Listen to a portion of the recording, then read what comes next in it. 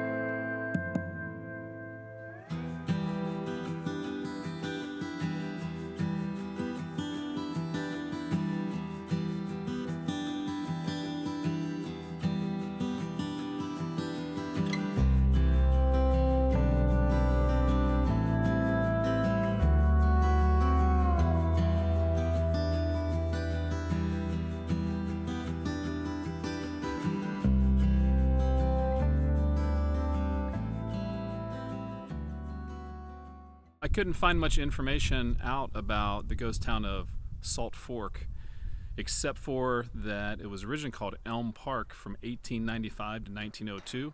That was the name of the post office. And then 1902 they changed it to Salt Fork.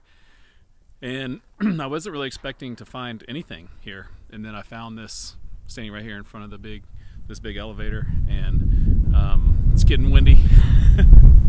Woo, it's getting windy. But I wasn't expecting to find anything, but I found this, and there are some other older buildings, around town, and then we're close to the Salt Fork of the Arkansas River, which is how it got its name. Right here is Railroad Street, and on the map, so obviously there was a railroad here. I don't know when that stopped coming through here, but there are no signs of any tracks or anything like that. But obviously the railroad did come through here at one time.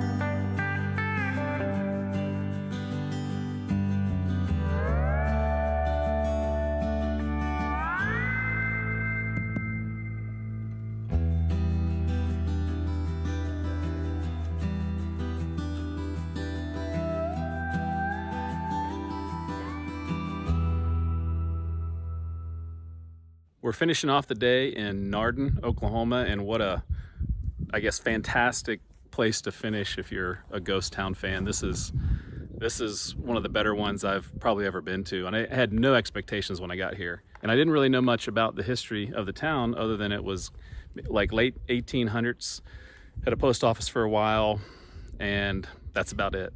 And I was driving around town taking pictures of like this old church that's totally covered in greenery and a guy came by and he basically gave me the history of the town, and it was really interesting. It was a railroad town. He actually worked for the railroad. They had a school here.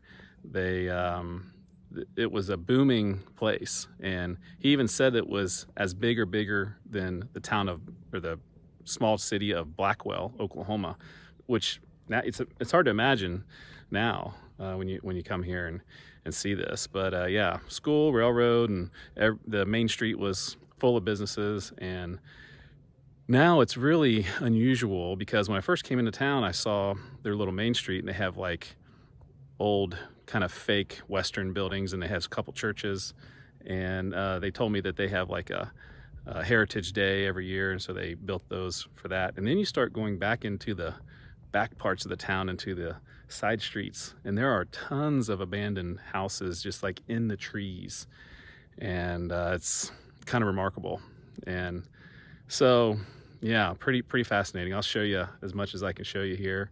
Probably, the interesting, more, I guess modern things they've built, and then historical stuff, and then also the ghostly buildings inside the trees. But great place to finish, and I loved coming here. And if you like ghost towns, you should definitely visit Nardin, Oklahoma.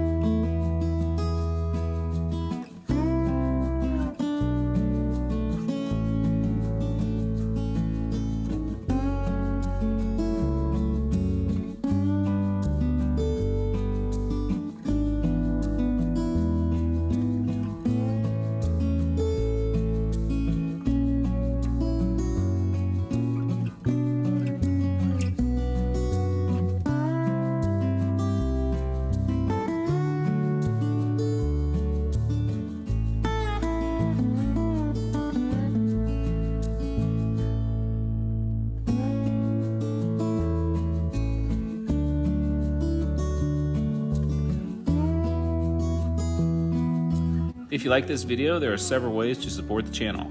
You can donate by hitting the thanks button under the video, or purchase Travel with the Wiseguy merchandise. In the description of the video is a link to my website where you can learn more about the channel and sign up for my newsletter. And if you aren't interested in any of that, I'm just happy you took a few minutes out of your day to watch this video and learn about these interesting Oklahoma ghost towns. Thank you very much, and now on to the outtakes.